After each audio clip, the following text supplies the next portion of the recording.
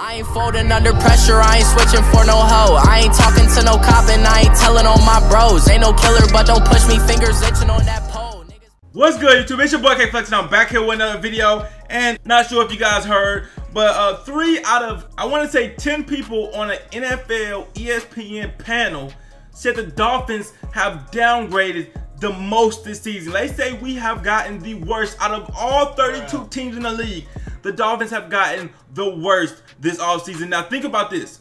The Dolphins were 6-10 last year. Did I even say it's your boy K Flex at the beginning of this video? I don't even remember. Anyways, the Dolphins were 6-10 this year, alright? Terrible. Now, well, last year, they say we got worse from 6-10. That is pretty bad, guys. Anyways, now, before we get into this video, I just want to say, if you are one of those guys that just call me a negative fan, you probably want to click off the video right now, because it's not, I don't think this video is going to get too positive. I'm going to be honest with you.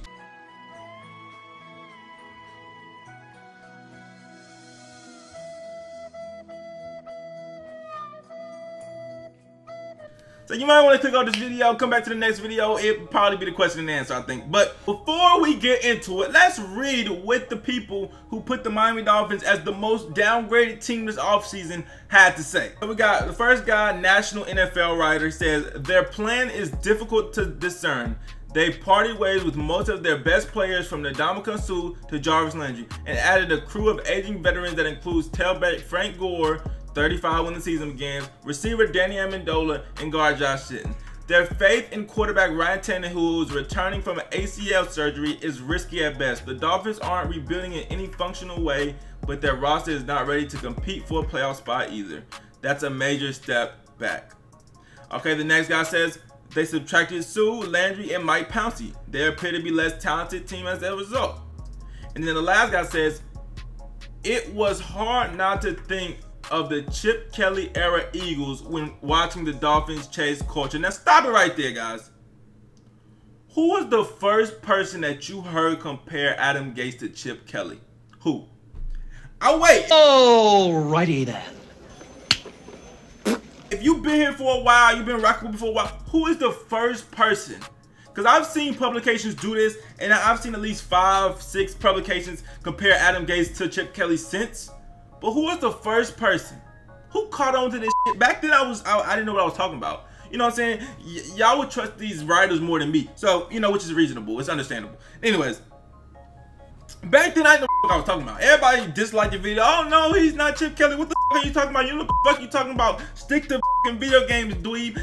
You know, everybody, oh, you don't know what you're talking about. And now, you know, 6, 7 months later, people are comparing him to Chip Kelly. I just think that's ironic. But anyway, let me continue to read it. Talented players such as Jay Ajayi, Suh, Pouncey, Landry, and Michael Thomas over the past several months. Miami is weak or below average at most positions and suddenly a candidate for a first overall draft pick. Damn!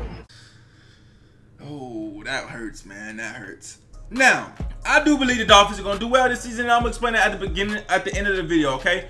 Why I believe the Dolphins will be well. Y'all know that I've already said, I've said the Dolphins are going to win a lot of games this year, and why I believe. I'm going to explain that at the beginning at the end of the video, but let's just get to what they said in the start. Now, you guys remember when everything dumb was happening this offseason and Dolphins was doing dumb shit after dumb shit after dumb shit, and I kept saying the Dolphins are doing dumb shit and dumb shit and dumb shit, alright? I gotta stop cussing. Listen, I was saying that the whole time, the whole offseason, and what did I get called?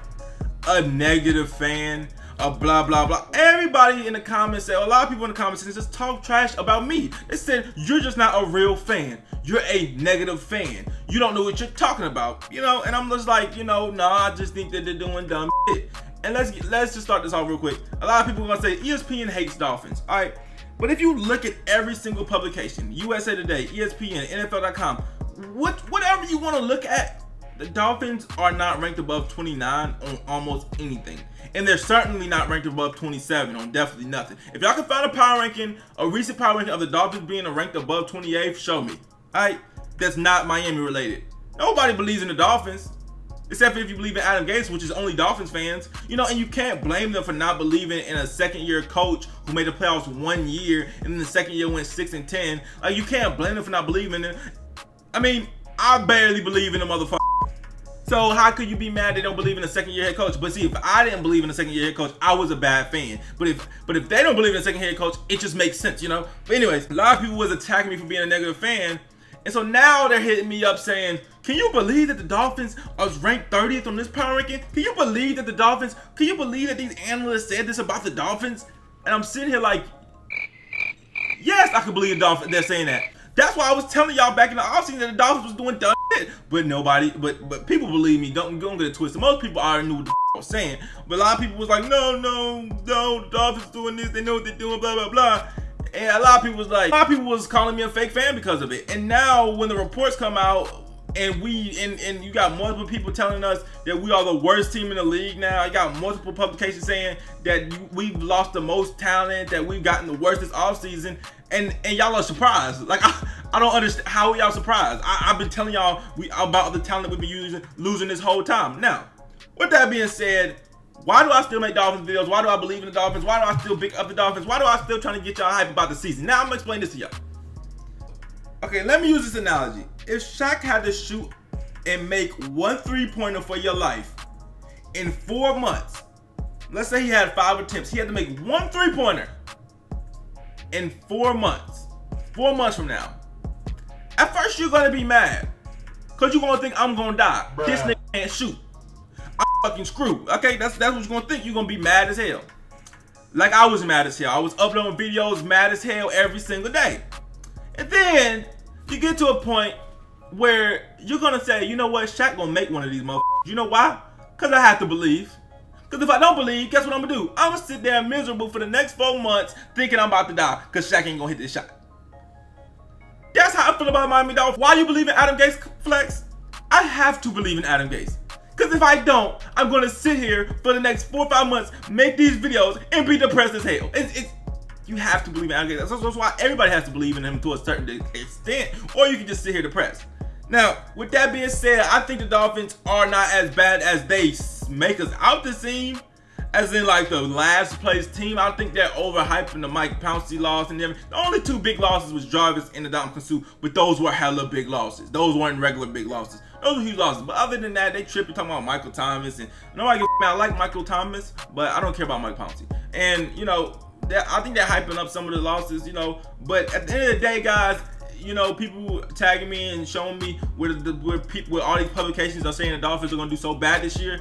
You're not, you know what I'm saying? What do y'all think the offseason videos was for? Why y'all think I was so mad during the offseason? I've seen this happening right in front of my face. And then also to wrap up this video, let's not forget that the media is wrong all the time. So who knows? Who knows what's gonna happen? Is Adam Gase that guy? That's the only question of the season. I'm gonna make a video tomorrow about the 3 things that Dolphins are gonna rely on this season the most. Okay, so I don't want to give it away right now, but there's pretty much 3 things that the Dolphins are gonna rely on to win this season. Okay, and they all have to happen. They all have to happen. They all have to work. Now, I'm not really surprised about the situation at all. I'm not. You know what I'm saying? Y'all, if y'all watch any of my videos from the past, y'all know that I'm not surprised. Anyways, get in the comment section. Let me know what you guys think. Like, comment, subscribe. Road to 6K on the way. Your boy keep flexing them out. Rockets in 6. I remember I wanted for the quit so many times, but I knew this moment would come. Now it's my time. I gotta make up for all them nights that my mama cried. I'm going in. I'm putting